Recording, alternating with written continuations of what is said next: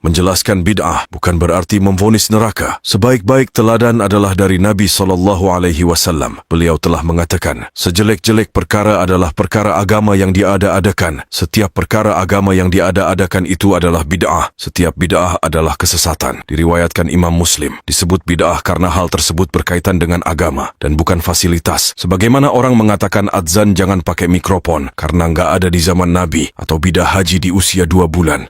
Maksudnya bidah haji naik pesawat karena Nabi tak melakukan dan sebagainya. Itu adalah kesalahan tentang definisi bid'ah. Dan jika seorang da'i membicarakan sebuah larangan dalam agama, bukan berarti sang da'i sedang memvonis pelaku, karena sebagaimana diutusnya Rasulullah untuk memperingatkan ancaman keburukan, demikian juga para da'i tersebut. Maka tak mudah memvonis seorang, terlebih mengatakan si fulan kafir. Perlu hujah yang jelas. Maka jangan katakan lagi ente bid'ah dakwah melalui online.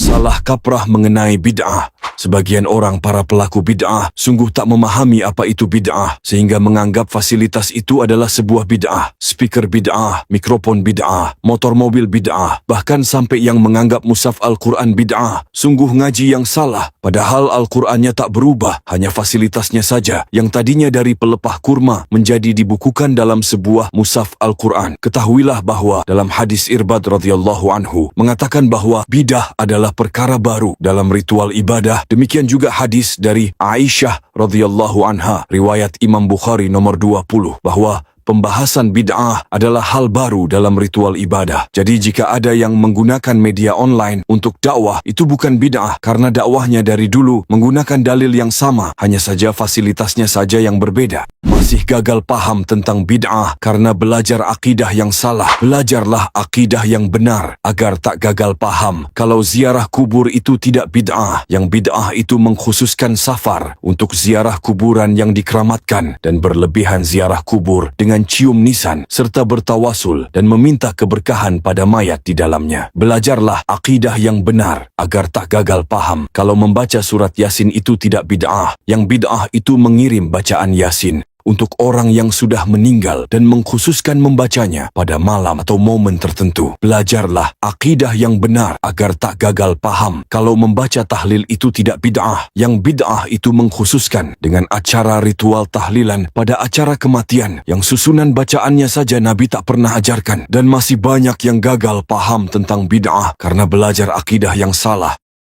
Kata si paling ngerti agama, para sahabat juga melakukan bid'ah. Apakah ada yang berani mengatakan menyimpang? Abu Bakar melakukan bid'ah karena mengumpulkan Al-Quran, mushaf Al-Imam. Umar bin Khattab melakukan bid'ah karena mengumpulkan kaum muslimin solat tarawih berjamaah. Utsman bin Affan melakukan bid'ah karena mengumpulkan Al-Quran dan membukukan Al-Quran dalam mushaf Utsmani, serta menambah adzan 2 kali saat Jumaat untuk masyarakat persiapan solat. Dan Ali radhiyallahu anhu melakukan bid'ah karena menambah tanda baca pada Al-Quran. Kenapa bisa melakukan bid'ah? Sebab mereka khulafaur rasyidin, dan Rasulullah SAW mengatakan, berpegang teguhlah dengan sunnahku dan sunnah khulafaur rasyidin yang mendapatkan petunjuk. Hadis riwayat Abu Dawud dan Tirmidzi. Dan selanjutnya pasti ada yang katakan tentang bid'ah sahabat Bilal dan Abu Sa'id Al-Khudri. Tapi nyatanya si paling ngerti agama mau kasih pernyataan tapi malah gagal paham. Katanya sahabat Bilal bin Rabah melakukan bid'ah. Begini memahaminya Gus. Dikatakan oleh para penganut bidah bahwa mereka mengangkat dalil riwayat Imam Bukhari tentang Rasulullah SAW mengatakan kepada Bilal bin Rabah, aku mendengar suara sendalmu di surga. Kebaikan apa yang kau perbuat? Maka Bilal mengatakan kurang lebih bahwa Bilal tak pernah lewatkan ketika setelah berwudu kecuali ia menunaikan solat 2 rakaat. Gus Agus, kok sedih ya? Itu sunnah takririyah namanya Gus. Sunnah itu ada 3. Pertama, sunnah qauliyah, yaitu atas dasar perkataan Nabi. Kedua, sunnah fi'iliyah, atas dasar perilaku dan perbuatan Nabi. Dan ketiga, sunnah takririyah, itu adalah atas dasar persetujuan dan ketetapan dari izin Nabi, yang saat itu syariat masih turun di bawah kehendak Rasulullah SAW. Jadi itu bukan bid'ah Gus. Bidah itu adalah ritual ibadah yang diada-adakan setelah Rasulullah meninggal. Mau membenarkan bid'ah tapi kasih pernyataan yang salah. Bidah itu susah, merusak akidah dan mengeluarkan banyak biaya. Sedang sunnah itu mudah, memperkuat akidah dan membawa berkah. Berikut contoh bid'ah yang menyusahkan dan mengeluarkan banyak biaya. 1. Tahlilan kematian. Acara ini tak pernah dilakukan Rasulullah kepada Khadijah saat beliau meninggal, dan acara ini memakan banyak biaya, bahkan ada yang rela mencuri demi mengadakan acara tersebut. Kedua, peringatan Maulid dan Isra Mi'raj. Sudah pasti sahabat tak ada yang melakukan peringatan ini, dan juga acara ini mengeluarkan biaya yang besar sampai maksa minta sumbangan. 3. Bid'ah solawat dengan panggung musik. Sudah acaranya konser berbalut solawat dan biaya yang dibutuhkan pun tak sedikit. 4. Perjalanan jauh untuk ngalap berkah ke kuburan keramat. Sudah dibohongi travel buat keluarkan biaya mahal dan hasilnya hanya asal. Maka jangan hidupkan bidah karena itu mematikan sunnah. Minggir-minggir ada baginda raja.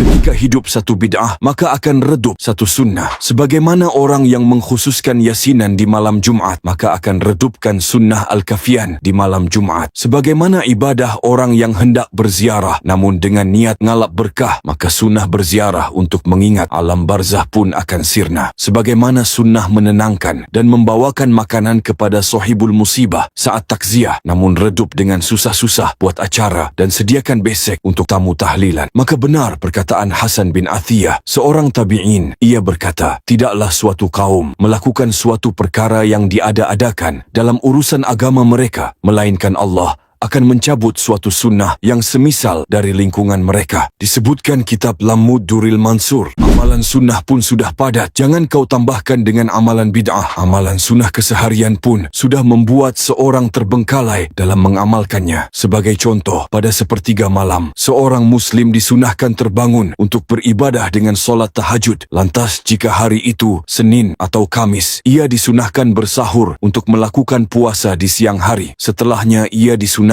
perbanyak istighfar, berzikir hingga subuh tiba. Ada sunnah jalan menuju ke masjid. Sesampai di masjid disunahkan qobliyah subuh. Dilanjutkan solat subuh berjamaah. Dilanjutkan zikir pagi dan solat syuruk setelahnya. Saat matahari terbit, maka disunahkan solat duha. Dan dilanjutkan aktivitas ibadah cari nafkah. Dan seterusnya sunnah-sunnah yang dianjurkan sampai ia menjelang beristirahat di malam hari. Video 1 menit ini saja tak cukup menjelaskan sunnah yang ada dalam satu hari. Maka jangan kau tambahkan dengan amalan bid'ah. Dan jika amalan ini dari Nabi, kenapa tak pernah didapati di Masjid Nabawi?